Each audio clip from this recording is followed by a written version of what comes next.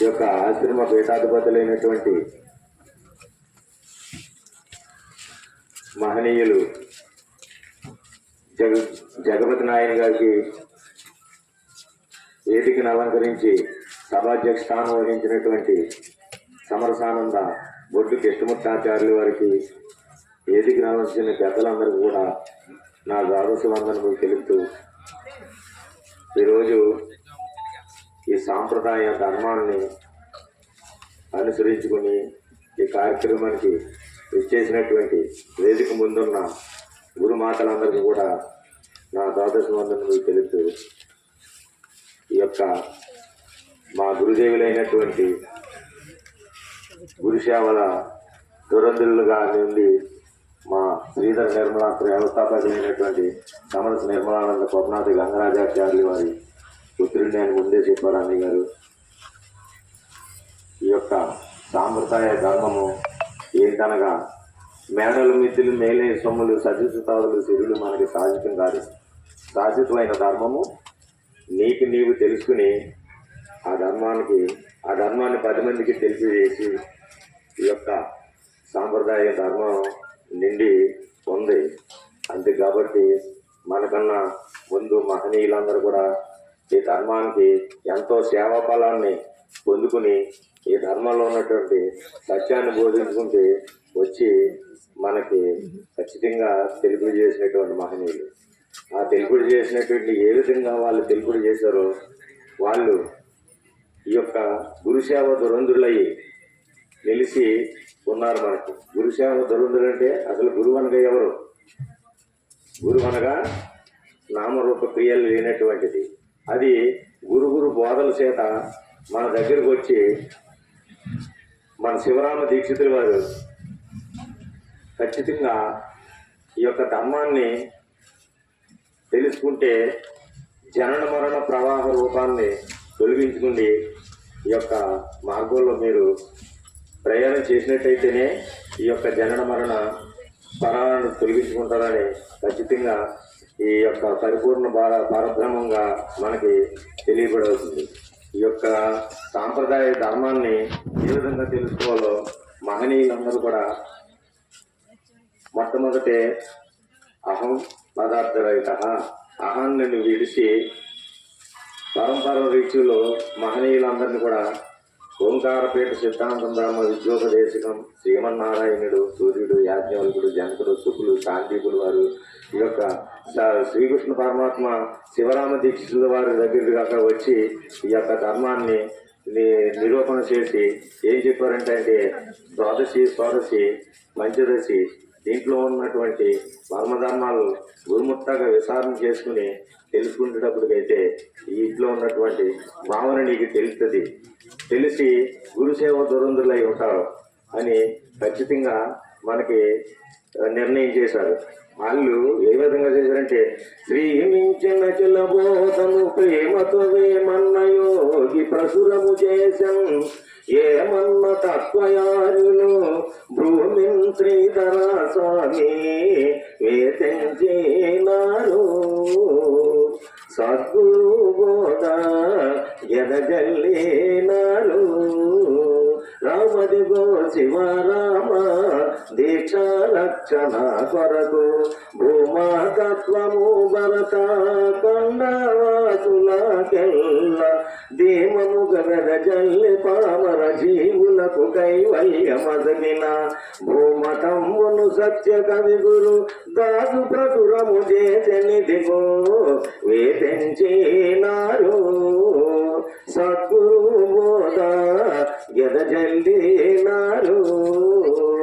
ఈ ధర్మాన్ని తెలుసుకోవాలంటే స్త్రీకి మించినటువంటిది స్త్రీతో కల్పితమైన ఇండి మతమతాదుల వారందరూ కూడా నేనే దేవుడిని అని ప్రయాణం చేసినటువంటి వారు.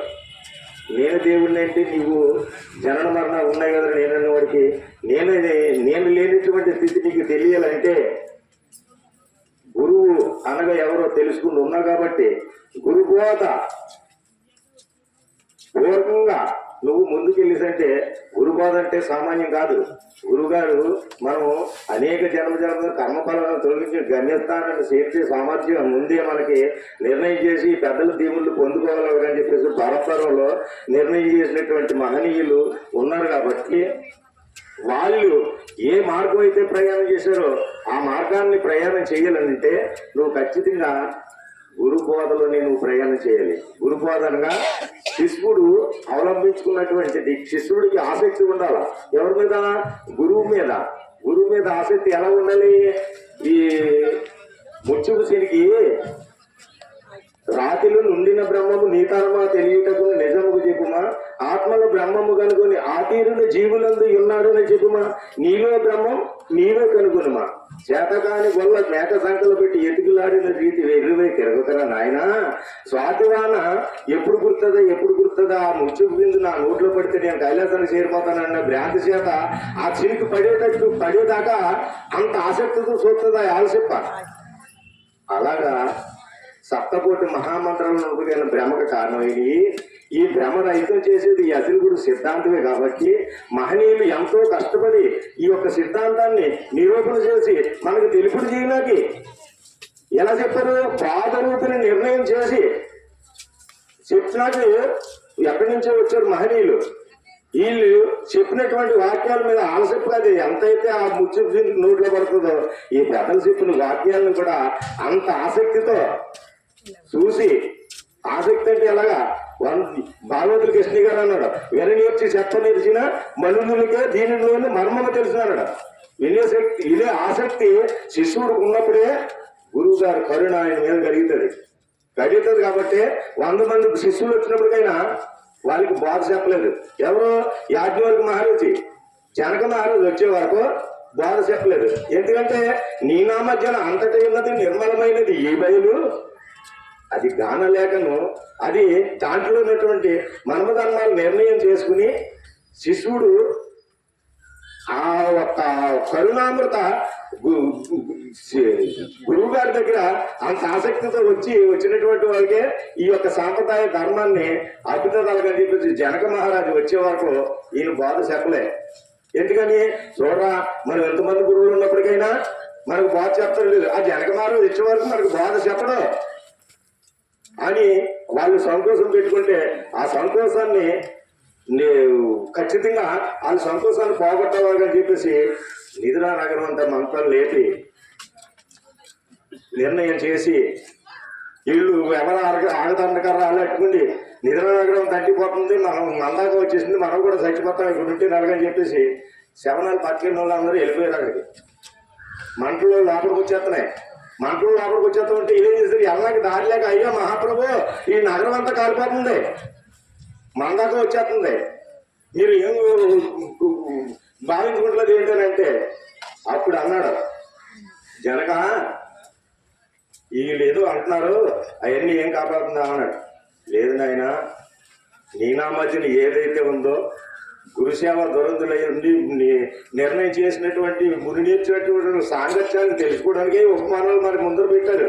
అలాగా ఈ యొక్క ఏదైతే నువ్వు నాకు సర్వవ్యవస్థ యందు నిండి నిముడు కుటుంబం ఉన్నటువంటి దాన్ని సూచన ద్వారా ఏదైతే నాకు చూపించావో అది తప్ప రెండోది కనిపించలేదు మహాప్రభు. నీ చరణాలు ఎప్పుడు నా దగ్గర ఉన్నాయనగానే సంకల్పం చేత నేను ప్రయాణం చేస్తున్నాను తప్ప నేను వస్తువా నా దగ్గర లేనటువంటి సంకల్పంగా నిర్ణయం అయి ప్రయాణం చేశాడు. దాంట్లో మన భాగవతుల కృష్ణయ్య గారు ఎంతో మాధుర్యాన్ని తీసి ఈ యొక్క మహనీయుడు కందార్థాలను రచించాడు. ఎలాగా? ఎరుకను కల లోపలని అరుదించుతిరి మీరు అట్ల ఎరుదించుతిరి, ఎరుక జను నేను మేరను ఎరుకతో జను వాను మనసు ఎరిగేటి కొరకు గ్రంథము చేసి నెరిగే ఈ వరకు గురుబోధంచను మేల్క నరులారాసేకుంటే ఎరుకనే కల జోలి ఎరుకున్న నిల్వాదం చెరిగేటి కొరకు గ్రంథము చేసి నెరిగే ఈ వరకు. ఎరుకనగా ఒకప్పుడు వస్తుంది, ఒకప్పుడు పోతుంది.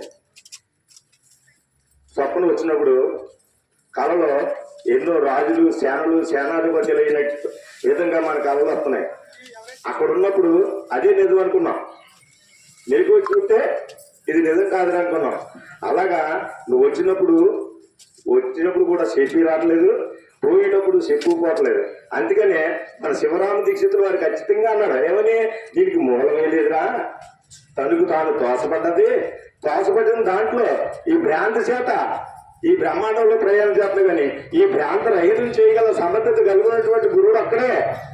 ఆ గురువుని ఆశ్రయించి 4 శుశ్రూషలు చేసి లోలత గావించి లోకాతీతమైనది ఒకటి ఉంది.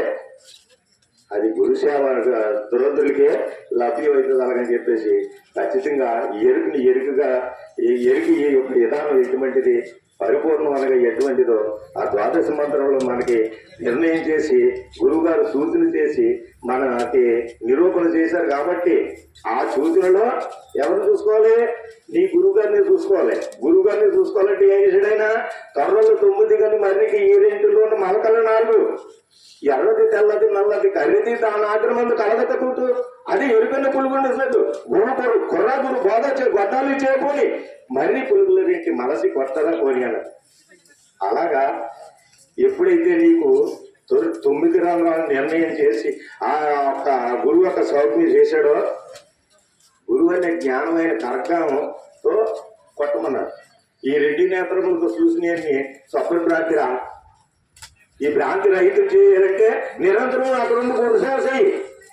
గురుసేవ చేయాలంటే ఎలా సామాన్యమా? గురువు గారిని నిరంతరం ఆధార స్వాదిష్ట మరిపోరు కలహత విష్ణు ఆగ్నేయ సాధారణ మంది గురుమూర్తున్నాడు కంటే గురువు గారికి సేవ చేయాలి. ఎలా చేయాలి?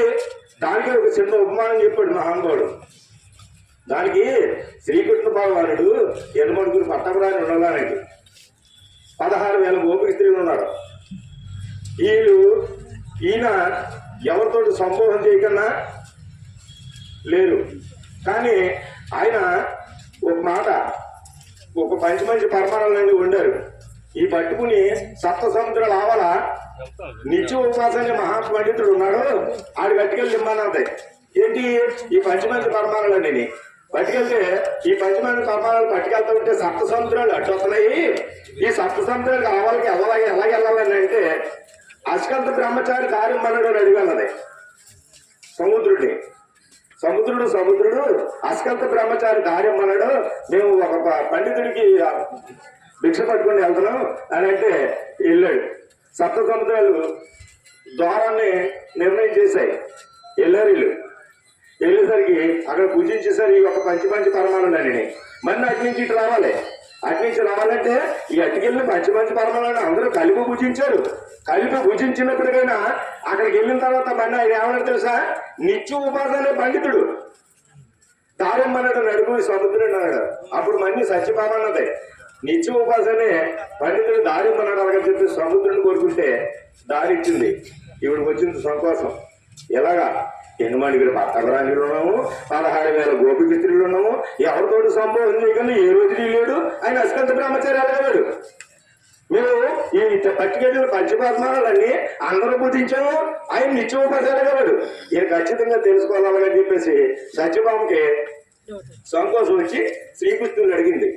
అడిగితే సమయం వచ్చినప్పుడు చెప్తానమ్మా, నీకు అది అర్థం అవ్వదు ఇప్పుడు చెప్తున్నాని అని అంటే, అప్పుడు కొంతమంది ఒక ఇంటికి భోజనాన్ని పిలిచారు.